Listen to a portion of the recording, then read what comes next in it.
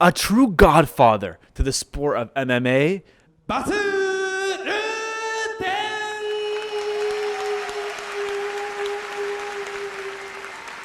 has done it all. He is a man who has become the king of pancreas 3 separate times, Bang, bang, bang. become the UFC heavyweight champion, become a famous and successful comedian, Roadkill.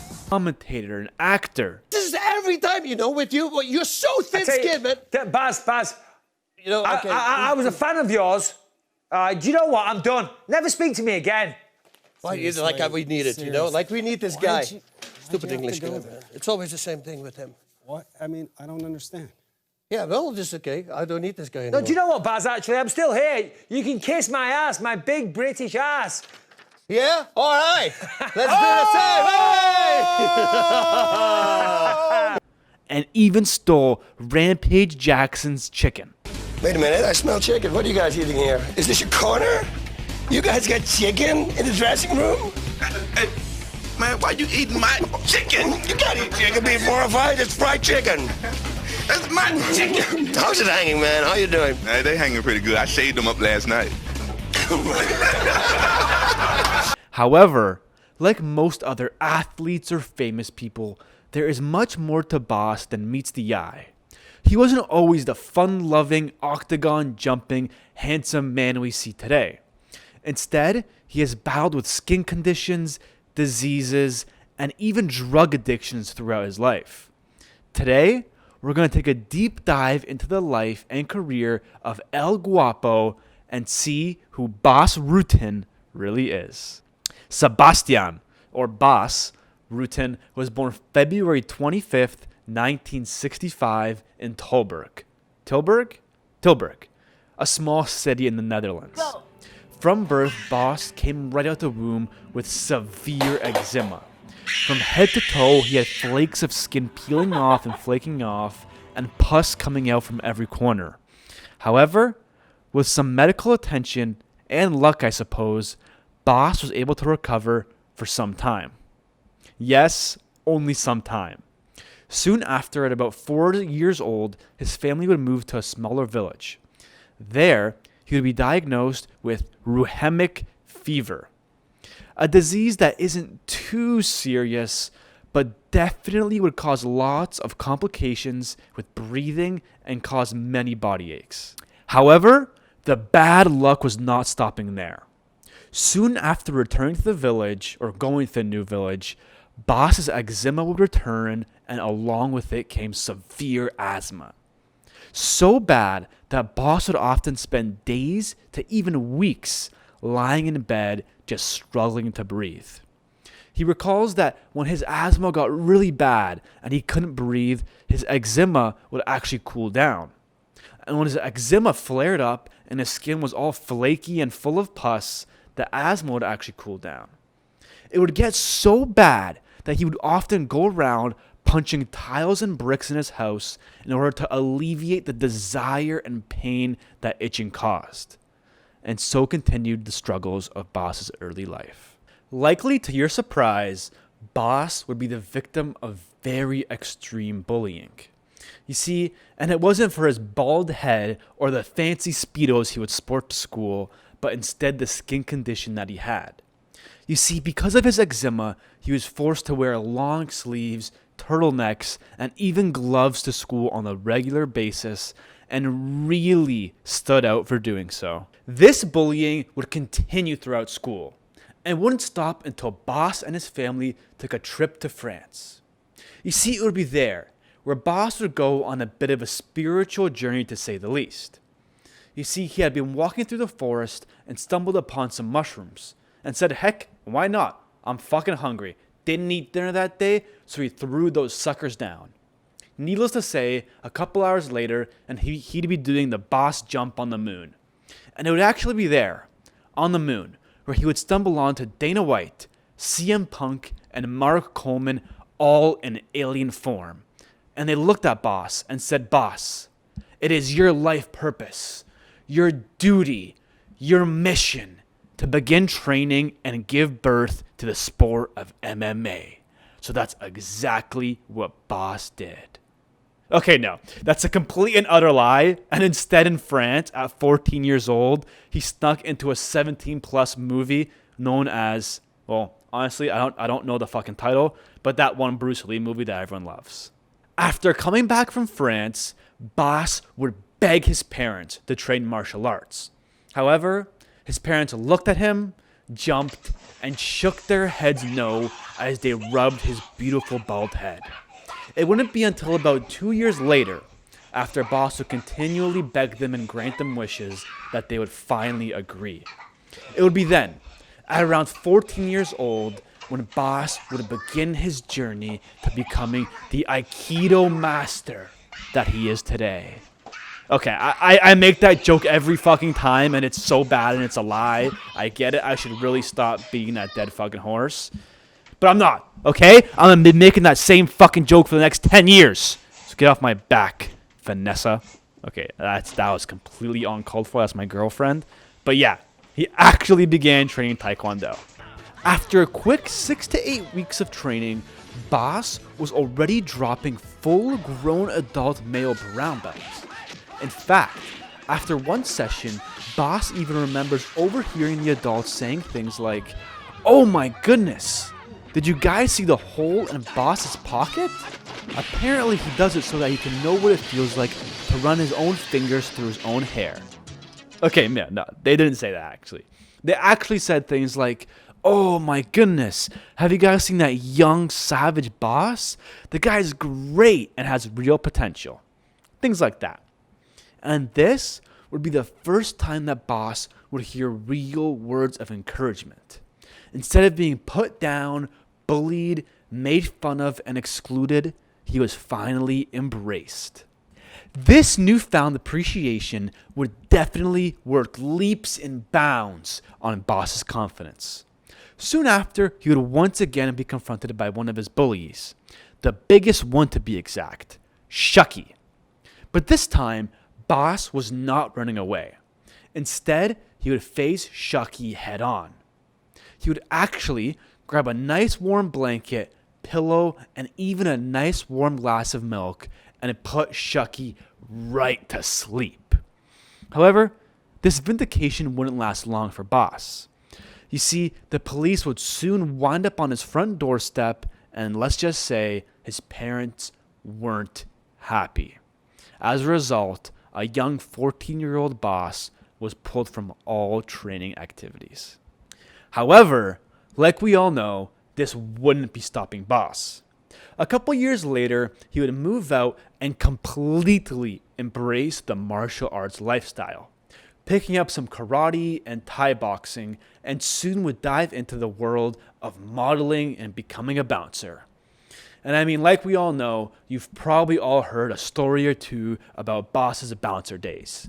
But if you haven't, I'll throw you a bone and share this amazing one that he's talked about here.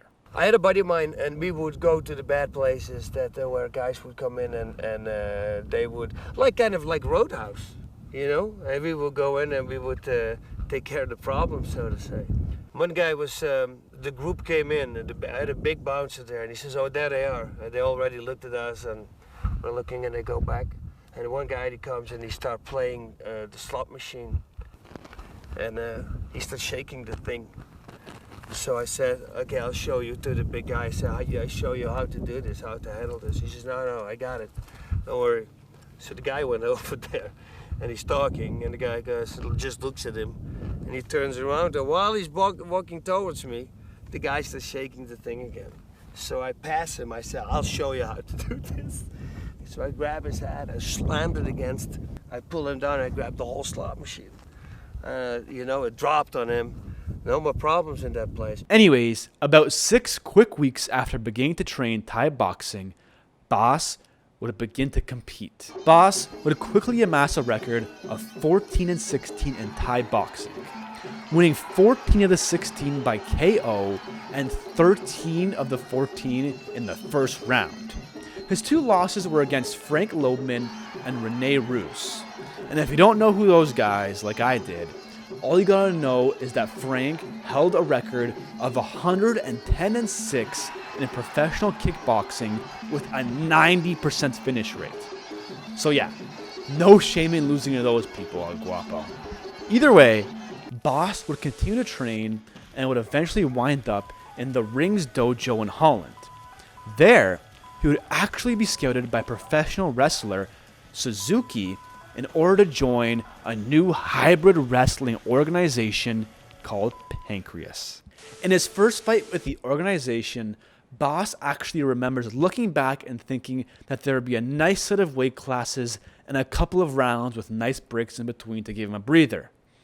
However, when he stepped in the ring and was told he wouldn't be getting out unless there was a knockout or the 30-minute timer would run out, he was surprised to say the least. And that was before he looked across the ring and saw a man 60 pounds heavier standing in front of him. Regardless of all these factors, Bas would still go into the fight and do what Bas does. Finish the fight via open hand strikes. Oh, and if you didn't know, in Pancreas, there were no close fist strikes allowed to the head, and if you grabbed the rope, you were stood up and deducted a point. And if you lost 5 points, you lost the fight, basically. A couple other minor rules, but you get the point. Anyways, only a year and a half after making his debut with the organization, Bas would already see himself in a title fight.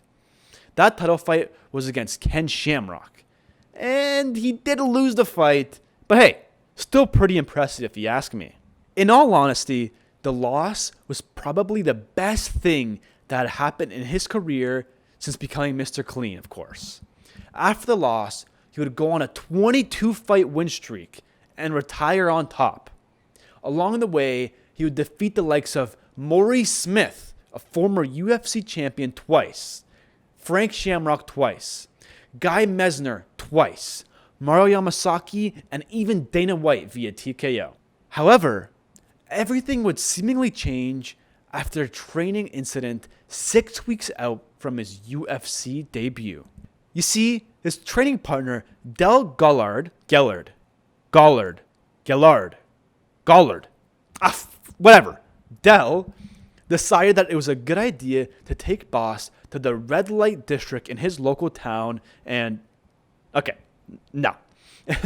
Del actually decided that it was a good idea to defend Bas's triangle choke by slamming him against a wall. Needless to say, this resulted in many injuries for Bas, on top of the already countless existing ones he was already dealing with. Essentially, this left Bas bedridden for the rest of his training camp. Luckily, Bas did what Bas does, and toughed it out and won the fight. However, the injuries would persist into his next fight for the heavyweight championship against Kevin Randleman. In fact, Bas would get smashed for the entire first 4 minutes of the fight, leaving him cut up, bruised and battered, and unable to see out of one eye. However, somehow Bas toughed it out and was able to edge out a split decision victory in order to obtain the heavyweight championship. This definitely left a sour taste in Kevin's mouth, and he would even go on to say this about the fight. I won that fight, right? Excuse me? When we fought, I did win that fight, right? We can be honest. Right. Seriously. Tonight, you gotta go, hey, okay, listen, okay?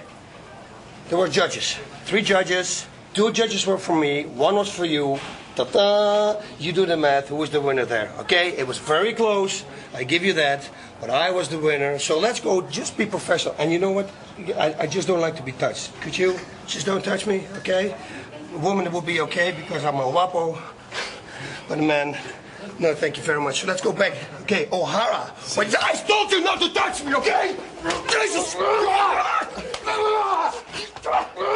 Do not touch me! We got you guys. We got you.